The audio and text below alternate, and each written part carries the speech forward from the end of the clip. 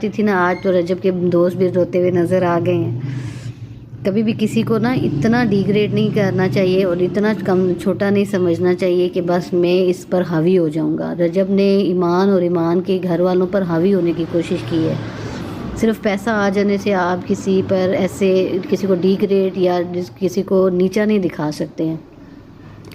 جو مانڈوگر بار بار آپ نا کو حضرت علی کے قول سناتے ہیں، حضرت امام جعفر کے قول سناتے ہیں کہ جب رجب غلط کر رہا تھا، آپ تھے نا اس وقت اسلام آباد میں اس کے ساتھ، ٹھیک ہے، تب آپ نے اس کو کوئی قول نہیں سنایا کہ یہ کتنی غلط، یہ بدکاری کس قدر غلط ہے، ٹھیک ہے۔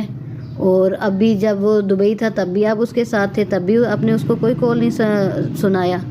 اب آپ سارے پہلے رجب خود مل کر اس نے چاہا کہ اون پہ سارا گیم ڈالے اور ایمان کو چھوڑ دے، اور نام کیا لگے جی، اون کی وجہ سے میں نے ایمان کو چھوڑ دیا۔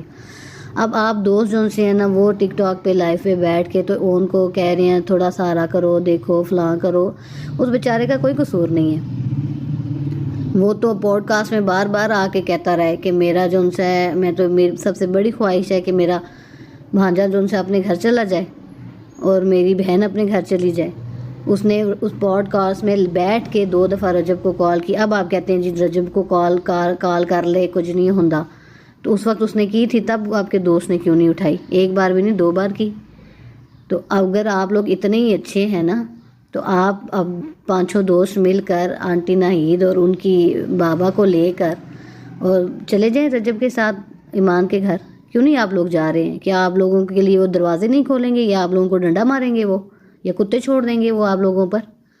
چلے جاؤ، جا کے وہ آپ اس کے نکاح میں ہیں، وہ جائے منائے، بیوی گھر لے کر آئے اپنی بیوی اور بچے کو۔ اس کو اتنا انٹرنیشنل مسئلہ بنا دیا آپ لوگوں نے۔ یہ مان صاحب، یہ جو سے نا غزل، یہ نہیں چاہتی ایمان وہاں اس گھر میں آئے۔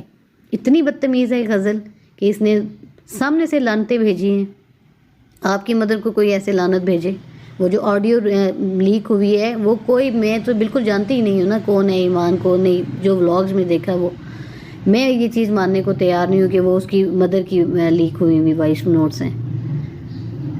جس کا بیٹا اتنا ڈیسنٹ ہے، لائف پہ بیٹھ کے وہ اتنا ڈیسنٹ باتیں کرتا ہے، تمیز میں رہ کر، اس کی ماں ایسی بدتمیز ہوگی کہ وہ ایسی بات کرے گی؟ یہ سب جھوٹ ہے، فیک۔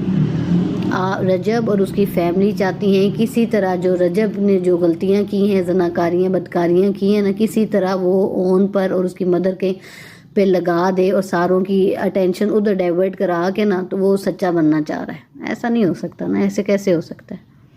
اور جو غزل جو سی اپنی بچی کو اٹھا کے تو وہ رجب کے منہ میں ڈال رہی ہوتی ہے نا، تو وہ، میں شادی شدہ عورت ہوں نا، اور جتنی شادی شدہ خواتین ہیں، ایون مرد ہیں نا، وہ سب جانتے ہیں کہ یہ کیوں ہو رہا ہے۔ وہ کیوں بار بار اپنی بیٹی اس کے منہ کے آگے رکھ رہی ہے تاکہ اس کو بیٹا نہ یاد آئے، لیکن وہ اتنا ہی اس کو اس کا بیٹا یاد آتا ہوگا کہ وہ اس کا بیٹا اس کے ساتھ ہونا چاہیے۔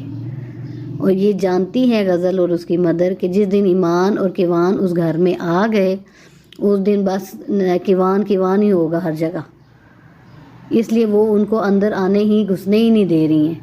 جب تک رجب باہر تھا تب تک سب ٹھیک تھا، وہ اس کو لے کر آتی رہی ہیں، وہ ان کے ساتھ رہتی رہی ہے، پھر ماں کے جاتی تھی، پھر آتی تھی۔